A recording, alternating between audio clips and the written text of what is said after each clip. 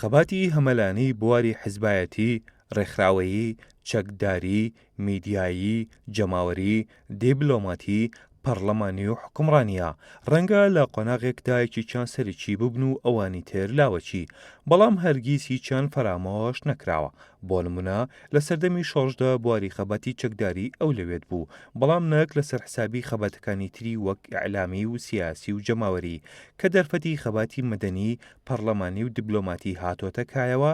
ئەمانە بوونەتە سەرێکی و هیچ چەکداری چۆتە ڕیزی پشتەوە، بەڵام هەرگیز هیچ بوارێک لە بوارەکانی خەبات لەسەر ئەوی تر بۆ ئەوی تر پەک نەخراوە.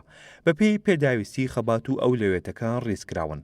لایەکێتی ئامانجەکان پیرۆزن نەک ئامڕازەکان، بەڵام بێگومان ئەو بوارانەی خەبات چونکە ئینسانین، چونکە لە گۆشت و خوێن و ئاسن و تەختەنین، لە ڕەوتی خۆیاندا مانە و ڕەهەندی سەنگین پەیدا دەکەن و هی فەرامۆشکردن و بێمنەتکردن نین.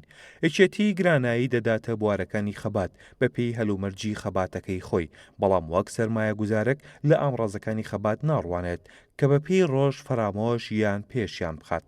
دەستگرتنی یەکێتی بە هەموو ئامڕازەکانی خەباتە و بەگەڕخستنی هەر بوارێکیان وەک ئەڵقەیەکی نەفساوی هێزداری لە قازانجی یەکتری و لە ڕێی ئامانجە استراتیژیەکەیدا بەڵگەی دیدی ڕۆشنی یەکێتی و تێگەیشتنی لەو ڕاستیەی کە ئەرچی خەباتی قورس و هەمەلایەنەیە بەشی هەموو بوارێکی پێوەیە و وزە و توانای هەموو بوارێکی پێویستە. زەمەنی هەڕەشەی داعش هەر بۆ نمونە ئەم استراتیژە هەمەلایەنەی شێوازەکانی خەباتی یەکێتی دووبارە کردێتەوە.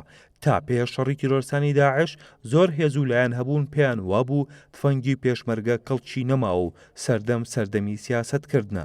شەڕی بەرەنگاری داعش و ڕۆڵی سەربەرزانی پێشمەرگەی یەکێتی لەو کایەدا ڕاستی و دروستی بۆ چوون یەکێتی دووپات کردەوە کە هەموو ئامڕازەکان بەنرخن و خەباتی هەمەلایەن مانۆڕی بەردەم تێکۆشەران فراوانتر دەکات. هەندێک کە پێیان وابوو تفەنگ بۆ هەتایە بێدەنگ بووە لە شاشی ئەوانە دەرچووە کە لە خەباتی چەکداریدا پێیان وابوو ڕێخستن و ئیعلام و دیبلۆماتی هیچ ڕۆڵێکیان نییە و قسە تەنها قسەی چەکە و هیچی تر.